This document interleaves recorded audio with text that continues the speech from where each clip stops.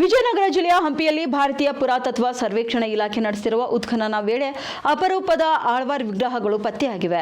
ಹಜಾರಾಮ ದೇವಸ್ಥಾನದ ಸಮೀಪ ವೈಜ್ಞಾನಿಕ ರೀತಿಯಲ್ಲಿ ನಡೆಯುತ್ತಿರುವ ಉತ್ಖನನ ಕಾರ್ಯಾಚರಣೆಯ ವೇಳೆ ಈ ಮೂರ್ತಿಗಳು ಪತ್ತೆಯಾಗಿರುವುದು ಐತಿಹಾಸಿಕ ಮಹತ್ವ ಪಡೆದುಕೊಂಡಿದೆ. 1565ರ ತಾಳಿಕೋಟೆ ಯುದ್ಧದ ಬಳಿಕ ವಿಜಯನಗರ ಸಾಮ್ರಾಜ್ಯದ ಮೇಲೆ ನಡೆದಂತಹ ದಾಳಿಗಳ ಸಂದರ್ಭದಲ್ಲಿ ಅನೇಕ ವಿಗ್ರಹಗಳನ್ನು ಧ್ವಂಸ ಮಾಡಿ ಮಣ್ಣಿನಲ್ಲಿ ಹೂಳಲಾಗಿತ್ತು ಎಂದು ಇತಿಹಾಸಕಾರರು ಹೇಳ್ತಿದ್ದಾರೆ. ಆದರೆ ಇದೀಗ ಪತ್ತೆಯಾದ ಮೂರ್ತಿಗಳು ವೈಷ್ಣವ ಮತ ಪ್ರಚಾರಕರಾದ ಆಳ್ವಾರ್ಗಳ ವಿಗ್ರಹಗಳಾಗಿವೆ ಎಂದು ಅಧಿಕಾರಿಗಳು ಮಾಹಿತಿಯನ್ನ ನೀಡಿದ್ದಾರೆ.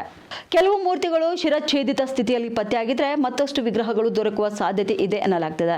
ಈ ಪತ್ತೆಯಿಂದ ವಿಜಯನಗರ ಸಾಮ್ರಾಜ್ಯದ ಇತಿಹಾಸದ ಮತ್ತಷ್ಟು ಮಹತ್ವದ ಅಂಶಗಳು ಇದೀಗ ಬೆಳಕಿಗೆ ಬರುವ ನಿರೀಕ್ಷೆ ಕೂಡ ಮೂಡಿದೆ. ಇನ್ನು ಉತ್ಖನನ ಕಾರ್ಯವನ್ನ ಅತ್ಯಂತ ಸೂಕ್ಷ್ಮ ಹಾಗೂ ವೈಜ್ಞಾನಿಕ ರೀತಿಯಲ್ಲಿ ಮುಂದುವರಿಸಲಾಗಿದೆ.